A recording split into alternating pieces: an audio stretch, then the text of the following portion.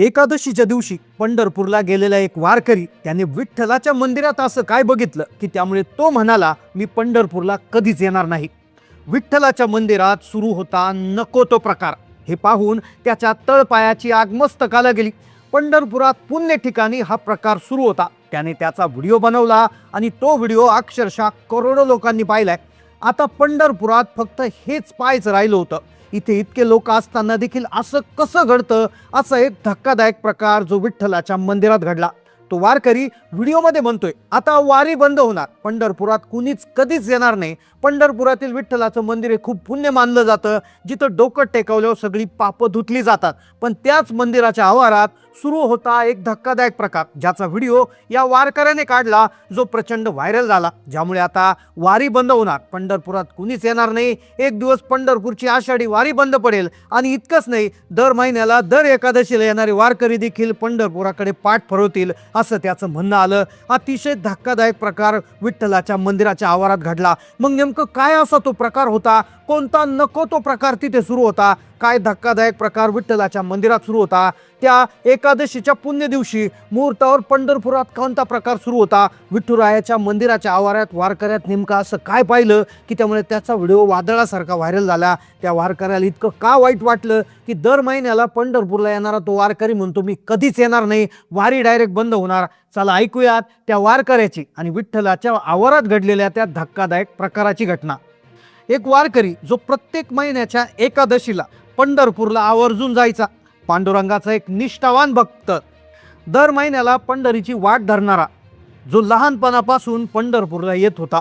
तिथे आल्यावर त्याला नेहमी प्रसन्न वाटायचं. पण त्याच्यासोबत या महिन्याच्या एकादशीला पंढरपुरात जे घडणार होतं, जो तो प्रकार पाहणार होता, तो पाहून तो पंढरपूरला कधीच येणार नव्हता. हा वारकरी जेव्हा घरून निघला होता, स्वतःच्या गाडीमध्येच हा येत होता. त्याने आधी तुळजाभवानीचं आणि अंबाबाईचं दर्शन त्याला घ्यायचं होतं आणि मग विठुरायाच्या चरणी लीन व्हायचं होतं, असं त्याने घरून निघताना प्लॅन केला होता.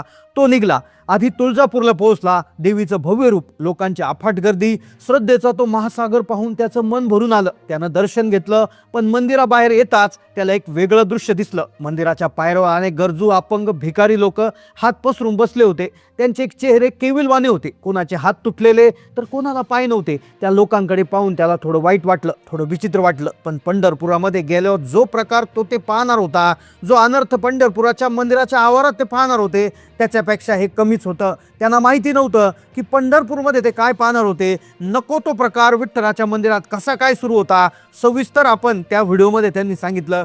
तुळजापुरामध्ये त्यांचं मन थोडं विचलित झालं. मग ते कोल्हापूरच्या दिशेने निघाले. अंबाबाईच्या दर्शनाची ओढ होती.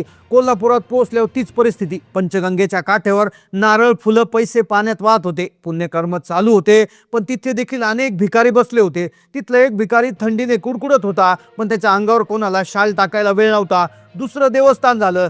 त्या वारकऱ्याचं मन विषण्ण होत चाललं होतं. त्याला वाटलं दोन्ही ठिकाणी काय परिस्थिती आहे. आता पंढरपुरात तो जाणार होता. लाडक्या विठुरायाच्या भेटीसाठी तो आतुर झाला होता. पण त्याला काय माहिती होतं की पंढरपुरामध्ये तो आज एक असा अनर्थ पाहणार होता की पंढरपुरात नको तो प्रकार विठ्ठलाच्या मंदिरात आवारात सुरू होणार होता, जे पाहिल्यानंतर त्यांना इतकं वाईट वाटणार की ते इथून पुढे कधीच पंढरपूरला येणार नाही, अशी त्यांनी शपथ घेतली होती. तो प्रकार पाहून त्यांना असं वाटलं की पंढरपूरला आता कुणीच आलं नाही पाहिजे. मग तो काय प्रकार होता? आधीचे 2 देव करून ते आता पंढरपूरच्या दिशेने निघणार होते.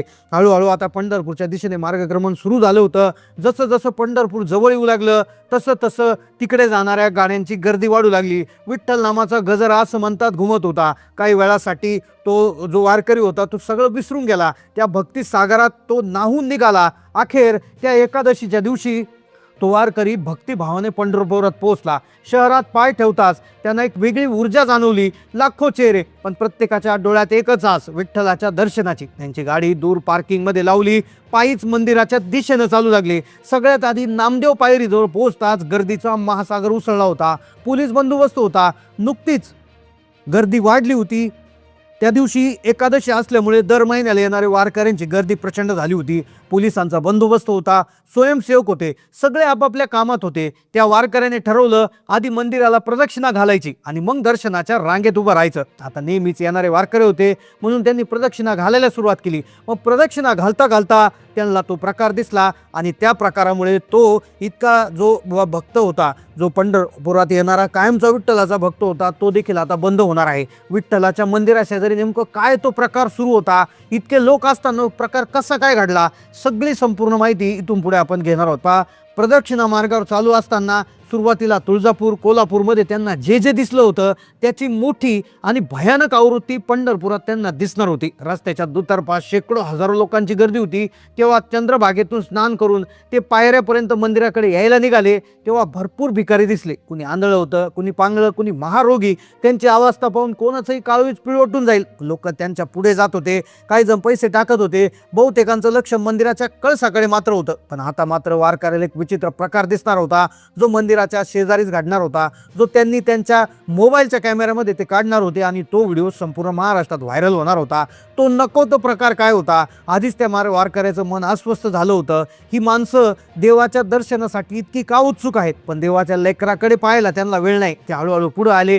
त्यांना एक ॲम्ब्युलन्स दिसली. इतक्या गर्दीमध्ये मंदिराच्या शेजारी लागूनच ॲम्ब्युलन्स का उभी आहे? त्यांना थोडंसं वाईट वाटलं, कारण की वाईट वाटल्यानंतर त्यांना थोडंसं हे झालं, पण पुढे काय होणार होती त्यांना अजून कल्पना नव्हती. पण ॲम्ब्युलन्स दिसल्यामुळे त्यांचं मन थोडंसं विचलित व्हायला सुरुवात झालं. त्यांना वाटलं देवाच्या दारात कोणाला काय त्रास झाला असेल, देवाच्या दारात काही अनर्थ तर घडला नसेल ना, असं म्हणून त्यांनी ॲम्ब्युलन्सच्या शेजारून ते जाऊ लागलं. त्यांना वाटलं गर्दीत कोणाला काही त्रास झाला असेल. शासकीय आरोग्य सेवेची गाडी पाहून त्यांना थोडंसं आधी बरं वाटलं, पण कुठेतरी शंकेची पाल चुकली. निदान लोकांच्या आरोग्याची काळजी घेणारी व्यवस्था आहे असं त्यांना थोडंसं बरं वाटलं आणि ते पुढे निघून गेले. त्यांनी काय केलंय, इकडचा तिकडचा परिसर पाहिला. ॲम्ब्युलन्स शेजारी ते बघू लागले. ॲम्ब्युलन्सच्या शेजारी बरीच गर्दी होती, पण ती गाडीकडे पाहणाऱ्यांची होती. गाडीत कोणाला बसवण्याची घाई नव्हती.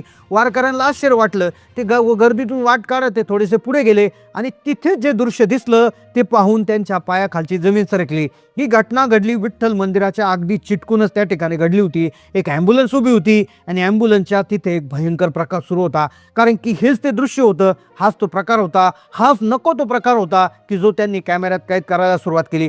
ॲम्ब्युलन्सच्या चाकाशेजारी अगदी ॲम्ब्युलन्सच्या 2 फूट अंतरावर एक विचित्र घटना, एक असा नको तो प्रकार त्यांना दिसला की ज्यामुळे त्यांच्या तळपायाची आग मस्तकात गेली आणि ज्यामुळे ते ॲम्ब्युलन्सकडे पाहू लागले. ॲम्ब्युलन्स ही वैद्यकीय मदतीचं प्रतीक आहे, म्हणजेच कोणाला जर काही मेडिकल इमर्जन्सी आली तर ॲम्ब्युलन्स तिथे असते. पण इथे एक असा प्रकार होत होता की जिथे ॲम्ब्युलन्सची गरज होती पण ॲम्ब्युलन्स नुसतीच उभी होती. ॲम्ब्युलन्स 2 फुटावर उभी असताना देखील एक प्रकार त्यांना जो दिसला ते पाहून त्यांच्या तळपायाची आग मस्तकात गेली. मग काय होता तो प्रकार? तर ॲम्ब्युलन्सच्या चाकाशेजारी जमिनीवर एक माणूस विवळत पडला होता. एक भिकारी, त्याच्या पायाला मोठी जखम झाली होती. त्याला एक मलमपट्टी बांधलेली होती. ती मलमपट्टी देखील खूप जुनी होती. त्याला उठता येत नव्हतं. त्याचे डोळे मदतीसाठी गयावया करीत होते. तो वारकरी ते पाहून स्तब्ध झाला. तो त्या माणसाकडे आणि मग ॲम्ब्युलन्सकडे पाहू लागला. वैद्यकीय मदतीसाठी असणारी ॲम्ब्युलन्स 2 फुटावर उभी होती. ज्याला त्याच्या मदतीची गरज होती ते ॲम्ब्युलन्समध्ये त्याला काही नेलं नव्हतं आणि त्याच्या बाजूला तो वेदनेने तडफडत होता. हजारो लोक तिथून येत जात होते. काही जण भिकाऱ्याकडे पाहून जात होते, काही जण त्याच्याकडे दुर्लक्ष करून जात होते, पण कुणी त्याला त्या ॲम्ब्युलन्सपर्यंत नेण्याचा साधा प्रयत्न करत नव्हते. ॲम्ब्युलन्सचा ड्रायव्हर किंवा आतला कर्मचारी जागेवर नव्हता. जणू काय ती गाडी आणि तो जखमी माणूस दोघेही अदृश्य होते. आता वारकऱ्याला काही काय चाललंय, इतकी माणसं, इतकी श्रद्धा, इतका मोठा उत्सव, पण कुणीच लक्ष देत नव्हतं. लोक दानपेटीत पैसे टाकतात, लोक चंद्रभागेत नारळ सोडून देतात, पण या गरीबाला उपचार करायला कोणाकडे 2 रुपये नाहीत. त्यांच्या डोक्यात संतापाची एक तीव्र लहर उठली. हा ढोंगीपणा, निव्वळ ढोंगीपणा आहे, ज्याला विठ्ठलाला दिनाचा नाथ म्हणतात. त्या विठ्ठलाच्या दारात एक दिन, एक गरजू मदतीविना तडफडत होता. सगळे वारकरी, सगळे भक्त डोळे असून आंधळे होते. त्या क्षणी त्या वारकऱ्याच्या डोळ्यातील विठ्ठलाची मूर्ती धुसळ झाली. त्या जागी जखमी भिकाऱ्याच्या वेदनेचा विवळणारा चेहरा आला. त्याला कळून चुकलं की हाच खरा देव आहे. तो दगडात नाही तर तो या माणसाच्या रूपात आहे आणि मदतीची याचना करत आहेत. त्याच्या तळपायाची आग मस्तकात गेली. त्याने क्षणाचाही विचार न करता आपला मोबाईल काढला. त्याचा हात थरथरत होता, पण त्याचा निश्चय पक्का होता. त्याने कॅमेरा सुरू केला. त्या दृश्याला, त्या ढोंगीपणाला, त्या निष्ठुर शांततेला आपल्या मोबाईलमध्ये कैद करायला सुरुवात केली. तेव्हा तो वारकऱ्याचा व्हिडिओ हजारो लोकांच्या, लाखो लोकांच्या लक्षात आला. जेव्हा हा व्हिडिओ व्हायरल झाला तेव्हा तेथील वैद्यकीय व्यवस्थेला आणि प्रशासनाला देखील जाग आली.